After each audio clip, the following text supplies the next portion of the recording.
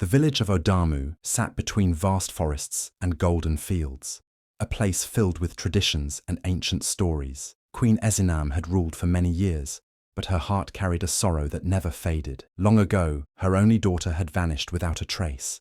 Taken from her crib on a stormy night, the village healers and elders had searched for her, but no one ever found the child. Many whispered that it was the god's punishment, a curse upon the royal bloodline. Some believed the princess had been taken by dark spirits, never to return. As time passed, Odamu suffered. The once thriving kingdom began to weaken, with droughts and sickness spreading among the people. Warriors who once protected the land fell in battle, and trade routes with neighboring villages slowly crumbled. The people feared their fate, believing that the queen's lost child was the key to restoring balance. One day, the village priestess, Nanabisi, stood before the people with a distant look in her wise old eyes. Her voice trembled with power as she spoke of a prophecy passed down through generations. A child of royal blood, marked by the golden birthmark, will rise from suffering and restore Odamu's strength. Her words spread like wildfire, igniting hope in some and fear in others. Some villagers clung to the prophecy, praying that the lost princess would return, while others scoffed, believing it was nothing but an old tale. But deep in the shadows of Odamu, one woman already knew the truth. Mama Adisa, a widow who lived on the edge of the village, held a secret that could change everything. Hidden beneath her roof, working endlessly under her cruel orders, was a girl named Nia, an orphan whom everyone believed to be a nobody. But Nia was more than she seemed.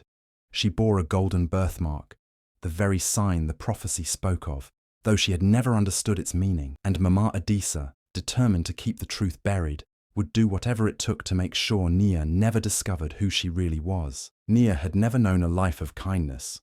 Since she was a child, she had lived under the roof of Mama Adisa, a woman who never let her forget that she was an orphan. Every morning, before the sun had even risen, Nia was up, sweeping the dusty floors, fetching water from the well, and cooking meals she was rarely allowed to eat. Mama Adisa made sure Nia worked harder than anyone else in the household, treating her like a servant rather than a daughter. While Mama Adisa's own children wore fine clothes and ate until they were full, Nia wore torn rags and often went to bed hungry. The villagers of Odamu hardly noticed her. When they did, it was only to shake their heads or whisper among themselves. Nia was always covered in dirt, her hands rough from endless work, her feet bare and cracked from walking long distances to gather firewood. To them, she was just a poor, unfortunate girl with no family, no future, and no worth. Some pitied her, but no one dared to help. After all, Mama Adisa had told everyone that Nia was the child of a cursed woman, and no one in the village wanted to invite misfortune into their homes. Despite everything, Nia never complained. She had learned long ago that crying would change nothing, that begging for kindness would only make Mama Adisa crueler. So she kept her head down, swallowed her pain, and did what was asked of her. But deep inside, a fire burned. A small, flickering hope that one day, her life would be different. One day, she would be more than just a servant, more than just the girl everyone ignored. She just didn't know how or when that day would come.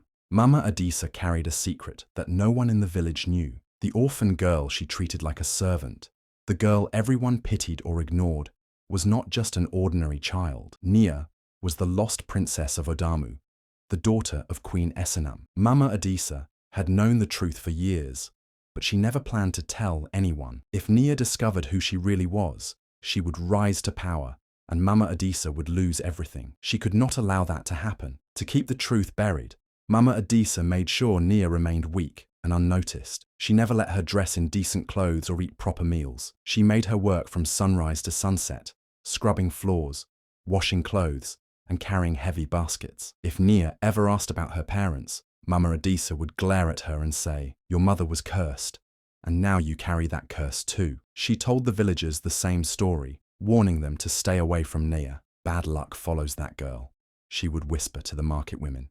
"She brings misfortune." Over time, people believed her words. They stopped looking at Nia with pity and started looking at her with fear. Nia never understood why people avoided her, why even children ran away when she walked past. She only knew that no matter how hard she worked, no matter how much she tried to please Mama Adisa, Nothing changed. She was always the unwanted one, the one people whispered about. And while she longed for love and acceptance, she had no idea that her true identity, the secret that could change everything, was the very thing Mama Adisa feared the most. One evening, as the sun dipped below the horizon and the village gathered around the great fire, the priestess Nanabisi stood before them. Her wrinkled face was filled with something strange, something powerful. She had spent the day in deep meditation, speaking with the spirits of the ancestors, and now she carried a message that would change Odamu forever. The villagers fell silent as she raised her staff and closed her eyes. Then, in a voice that seemed to echo beyond the earthly realm, she spoke. "A child with the golden birthmark will rise and restore Odamu," she declared.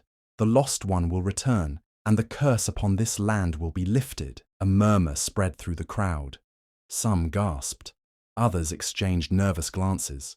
For years, people had believed that the royal bloodline was doomed, that the missing princess was gone forever. But now, the priestess had spoken of a child who would return, a child who would bring balance back to the village. Standing at the edge of the gathering, Mama Adisa's heart pounded in her chest. She clenched her fists, trying to stay calm, but fear gripped her like icy fingers.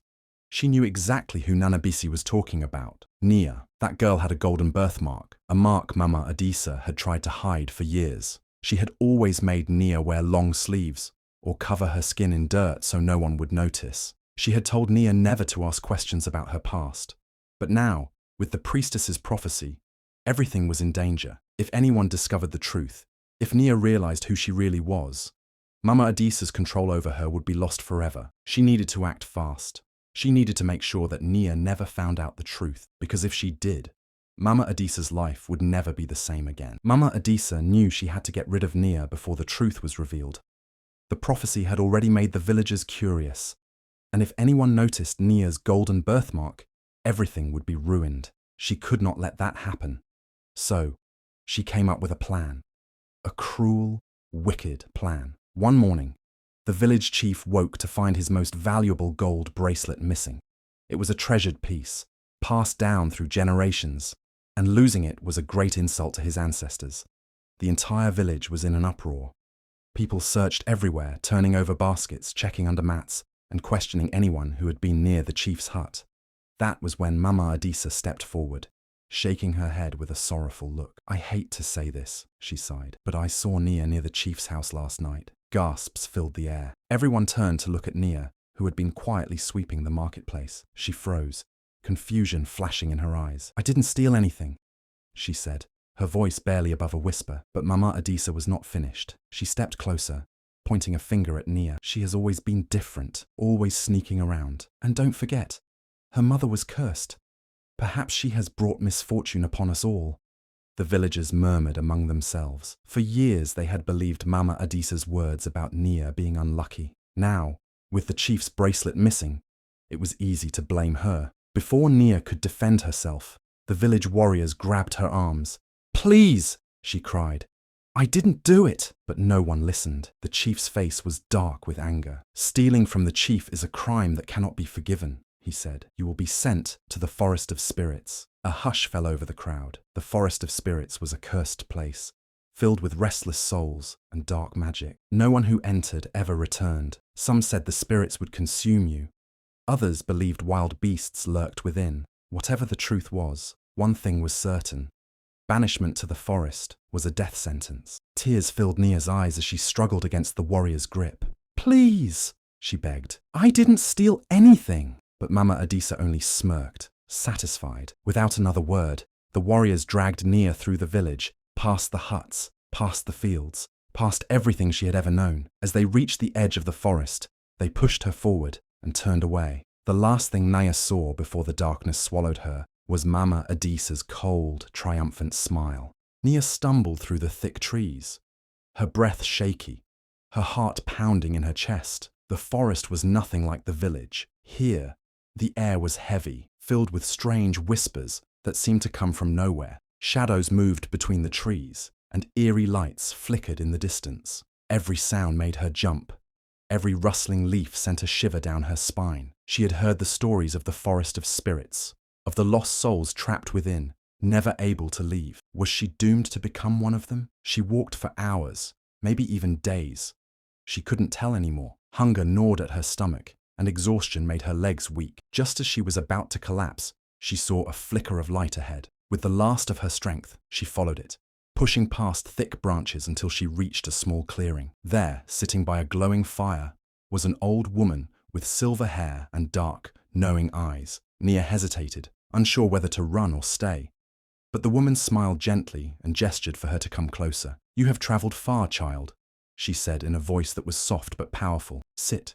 Rest." Too tired to refuse, Nia sank to the ground. The warmth of the fire eased the chill in her bones, but she couldn't shake the feeling that this woman was no ordinary person. "Who are you?" Nia asked. The woman chuckled. "I am a Beni, the guardian of the ancestors. I have been waiting for you." Nia frowned. "Waiting for me? But why?" Abeni's eyes held a deep sadness as she reached out and touched Nia's arm, pulling back her sleeve. The golden birthmark shimmered under the firelight. Nia stared at it, confused. "You are not just a servant, Nia," Abeni said. "You are the daughter of Queen Esinam. You were stolen as a baby." Nia's breath caught in her throat. "No, that can't be true," she whispered. Abeni nodded. "It is. You were meant to rule, but fate took you down a different path. Now, it is time for you to learn who you truly are." Nia's head spun. All her life, she had been told she was nothing, an orphan, a cursed child. But now, this woman was telling her she was a princess. She didn't know what to believe. But deep inside, something stirred, something that had been buried for years. Hope. Nia sat in silence, staring at the golden birthmark on her arm. She had seen it all her life, but never thought it meant anything. Now, Abeni was telling her it was proof that she was the lost princess of Odamu. It was hard to believe, but deep inside, something felt right. For the first time, she questioned everything Mama Adisa had told her. The cruel words, the endless suffering. Had it all been a lie to keep her from the truth? Abeni watched her closely. "The blood of your ancestors runs through you," she said, "and with it comes great power, but power must be awakened." Over the next few days, Abeni became Nia's teacher. She showed Nia how to connect with the spirits of her ancestors, how to listen to the wind, feel the earth beneath her feet, and call upon the elements. At first, Nia struggled. She had spent her whole life being told she was weak, worthless. But Abeni was patient. "Close your eyes," she instructed one evening. "Feel the air around you. It is not just wind. It is life. It is energy." Nia took a deep breath and focused. Slowly, she began to sense it, the gentle breeze moving between the trees, the warmth of the sun still lingering in the soil, the steady heartbeat of the earth itself. And then, something incredible happened. The fire in front of her flickered and rose, dancing as if it had heard her thoughts. Nia gasped, stumbling back. Abeni smiled. "You are beginning to understand." As the days passed, Nia's connection to her ancestors grew stronger. With each lesson, she felt herself change. She was no longer just a servant, no longer the frightened girl who had been cast out. She was something more, someone powerful. And then, the visions began. At night, when she closed her eyes, flashes of her past came to her. She saw herself as a baby, wrapped in fine silk, cradled in a loving embrace. She saw Queen Esinam's face, filled with sorrow. And then she saw Mama Adisa, her cruel eyes filled with something else, greed. The truth hit her like a storm. Mama Adisa had stolen her, lied to her, and forced her to live in suffering to keep her from her destiny. Nia clenched her fists, anger rising inside her. But Abeni placed a gentle hand on her shoulder. "Do not let your anger control you," she said. "Your path is not one of revenge, but of justice." Nia took a deep breath and nodded. She was ready. It was time to return to Odamu, time to reclaim what was hers. After weeks of intense training with Abeni, Nia felt transformed. The uncertainty and fear that had once held her back were gone, replaced by a quiet confidence. Her body was no longer weak from years of forced labor. It had become strong,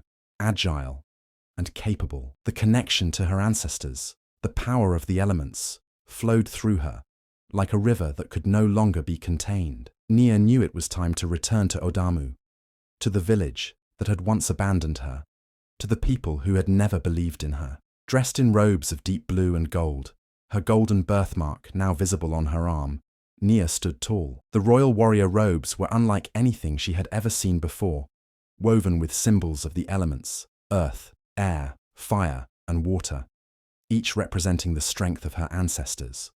The fabric shimmered, as if it were alive, responding to the power that pulsed within her. As she walked, her presence seemed to command the very air around her, and the wind gently stirred her hair. She had the look of someone who had come into her own, someone who was no longer just a servant, but a queen in the making. The journey back to the village felt different now. Nia was no longer afraid of what people thought of her, no longer worried about their whispers. The pain of her past had shaped her, but it no longer controlled her. She could feel the power growing inside her, the power that came with knowing who she truly was. She was the daughter of Queen Esinam, the lost princess, and the rightful heir to the throne. As she approached the village, the people stopped what they were doing. They stared in awe, unable to recognize the girl who had once been covered in dirt and cast aside. Nia's transformation was so striking, so powerful, that even the elders and warriors couldn't believe their eyes. She walked with the grace of someone who had always belonged in this world of royalty and power. Mama Adisa, watching from a distance, froze. Her heart skipped a beat as she saw Nia, glowing with the strength of her ancestors, walking toward the village. The anger and fear that had once controlled her now filled her with dread. She knew that Nia's return meant everything was about to change, and she feared the day of reckoning had finally come. As Nia stepped into the village, a strange silence fell over the people. They stared at her, confused and unsure. She was no longer the dirty, weak girl they had known. This new version of her was different, strong, confident, and glowing with an energy they had never seen before. At first, the villagers couldn't believe their eyes. Was this really Nia, the girl they had once whispered about? Some of them blinked, rubbing their eyes, trying to make sense of what they were seeing. Her face was the same, but everything else about her had changed. She moved with a grace and power that seemed almost otherworldly. The royal robes she wore shimmered as she walked, and the golden birthmark on her arm was now clear for all to see. It was impossible to ignore the mark of royalty. Mama Adisa, standing in the crowd, felt her stomach twist with fear. She knew exactly who this was, her stepdaughter, the girl she had tried so hard to hide. But this wasn't the same girl she had mistreated and forced into submission. This was someone else entirely, someone powerful, someone destined to take back what had been stolen from her. Mama Adisa's heart pounded as she tried to keep her composure. She took a deep breath and stepped forward, her voice shaking with false authority. "No, no," she said quickly, her eyes darting around to the villagers. "This is just some trick. This girl is nothing. She is not the one the prophecy speaks of." She raised her voice, trying to convince the villagers, her hands trembling with desperation. "She's just a servant, a nobody.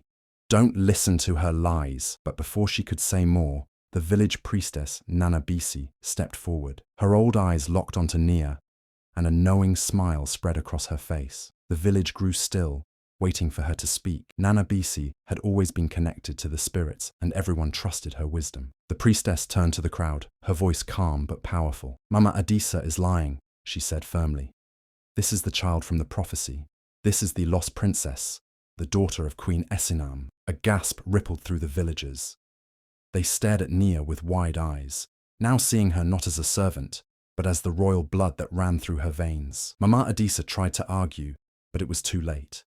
The truth was out, and the people could see it. The once weak girl they had all overlooked was now revealed as the heir to the throne. The realization hit like a thunderclap. The villagers no longer saw the girl they had once treated with scorn. They saw a queen, someone who had been lost, but who had now come back to claim her rightful place. And in that moment, the village began to understand. The curse of the royal bloodline was not a curse at all. It was simply the return of a lost queen. The tension in the village grew thick as Nia stood before the people, her gaze fixed on Mama Adisa. The once feared woman, who had kept Nia under her thumb for so long, now stood trembling, trying to maintain her control.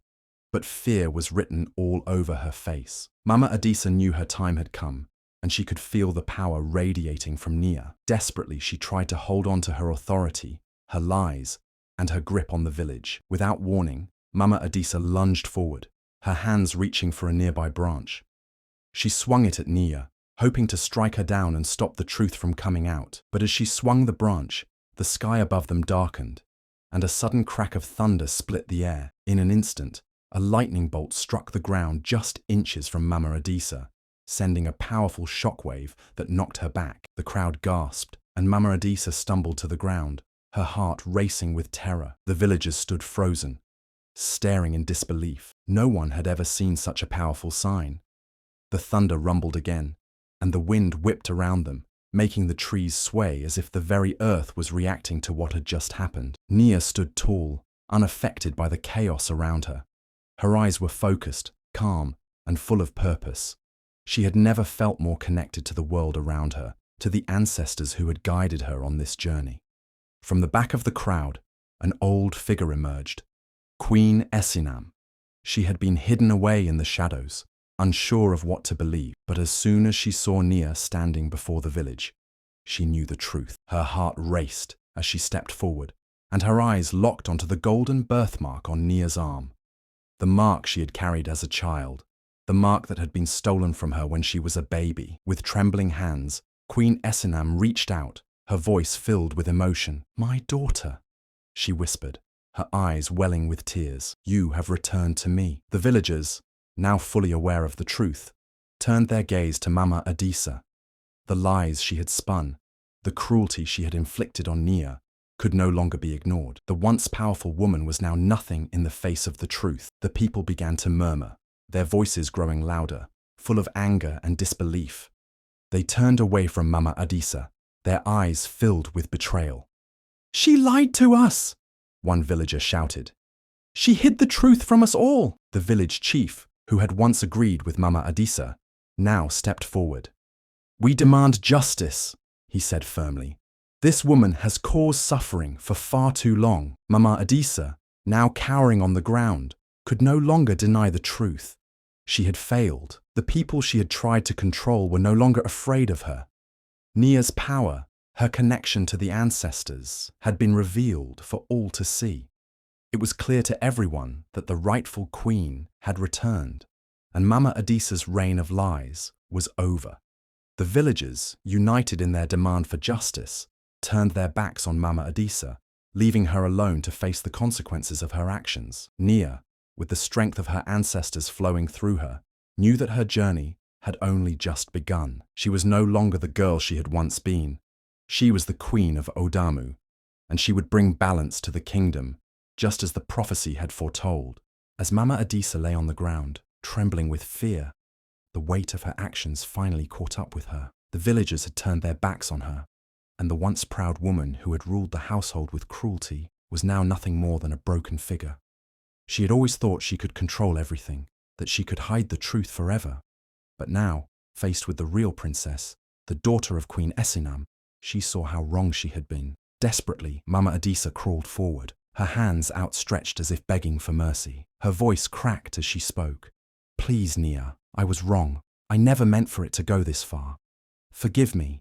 I did it all for survival." Her words were full of fear and regret, but there was something else in her eyes, self-preservation. She had always been a woman who looked out for herself, and even now, when the truth had come crashing down around her, she was still trying to cling to whatever power she could salvage. But Nia stood tall, her expression calm yet full of strength. She had been through so much, years of mistreatment, loneliness, and pain. But now, she was no longer that helpless girl. She was a queen, not just by birth, but by the power she had earned. She could feel the weight of her ancestors' gaze on her, their wisdom flowing through her. The decision she made in this moment would shape the future of Odamu, and she would not let the cruelty of her past define who she was. "You took my past, Mama Adisa," Nia said, her voice steady and clear. "You took the years I could have spent with my real family. You made me live in pain and fear, but you will not take my future. That is something you can never steal from me." Mama Adisa's eyes filled with desperation as she heard those words. She knew there was no going back. The power had shifted, and she had no place in this new world that was emerging. Still, she tried one last time. "Please, Nia, don't do this. I beg you. You have the power to be merciful. You're a queen now, and you can show kindness." Nia took a deep breath. She thought of the years she had spent in darkness, the years she had suffered under Mama Adisa's cruelty. But she also thought of the people of Odamu, the villagers who had watched her grow and had now embraced the truth. The punishment for Mama Adisa's crimes was not for Nia alone to decide. It was for the kingdom, for the future of Odamu. "I could have you executed for your crimes," Nia said, her gaze hardening, "but that would only make me like you, ruled by anger and hatred. I choose justice, not vengeance." With a swift motion, Nia raised her hand, and the wind seemed to respond. It swirled around her, picking up leaves and dust, a visible sign of the power she controlled. The villagers gasped, watching in awe as Nia's strength grew with each passing moment. She turned her gaze back to Mama Adisa. "You are banished from Odamu," she declared. "You will never set foot in this kingdom again. You will never have power over anyone here." Mama Adisa's face twisted with rage and disbelief, but she knew she had no choice. The villagers were no longer afraid of her, and the power she had once held over them had slipped through her fingers like sand. Slowly, she got to her feet and turned away from Nia, her heart heavy with the realization that her life in Odamu was over. She would never again control anyone or anything in the kingdom she had once ruled with cruelty. As Mama Adisa vanished into the distance, the villagers let out a collective sigh of relief. The fear that had gripped their hearts for so long was gone, and with it, the dark shadow that had hung over Odamu was lifted. Nia stood there for a moment, looking at the empty space where her stepmother had been. It felt strange, but she knew she had done what was right. Her future, her kingdom, would no longer be defined by the cruelty of the past. It was time to rebuild, to bring peace and prosperity to Odamu. With a deep breath, Nia turned to face the villagers. The time had come to make her true mark on the kingdom. The people who had once looked at her with disdain now saw her for who she truly was, the true queen of Odamu. And she would lead them, not just with strength, but with wisdom and compassion. The villagers gathered in the village square, the air buzzing with excitement and anticipation. For so long, they had lived under the shadow of Queen Esinam, the aging ruler whose reign had been marked by uncertainty and loss. Now, the time had come for a new queen to rise, a queen who would lead with strength, wisdom, and compassion. As Nia stood at the center of the square, her heart swelled with both pride and responsibility. The moment had arrived to claim her rightful place, but she knew this was not just about power. It was about creating a future where no one would have to endure the suffering she had. Queen Esinam, who had watched her daughter's return with tears in her eyes, stepped forward. Her face was filled with a mixture of joy and sorrow. She had ruled Odamu for many years, but she had never truly felt whole without her daughter by her side. Now, she knew it was time to pass the crown to the one who had been lost and then found. She looked at Nia with love and a quiet pride. "It is time," Queen Esinam said, her voice trembling. "You are the one the prophecy spoke of. You are the one who will restore Odamu to its greatness. I step aside, knowing that our kingdom will be in good hands." Nia felt a rush of emotions as she gazed at her mother, the woman who had suffered so much, who had lost her daughter, and yet had never given up hope. Nia had found the strength to return, and now it was her turn to lead. With a deep breath, she knelt before Queen Esinam, her head bowed in respect. The crown that had once belonged to her mother was placed upon her head. It felt heavy, but it was the weight of a responsibility she was ready to bear. As Nia rose, the crowd erupted into cheers, their voices echoing through the village. For the first time in years, there was a sense of unity, a feeling that Odamu was on the verge of a new era. The old fears and uncertainties had been swept away by the return of the true queen. Nia's heart filled with determination.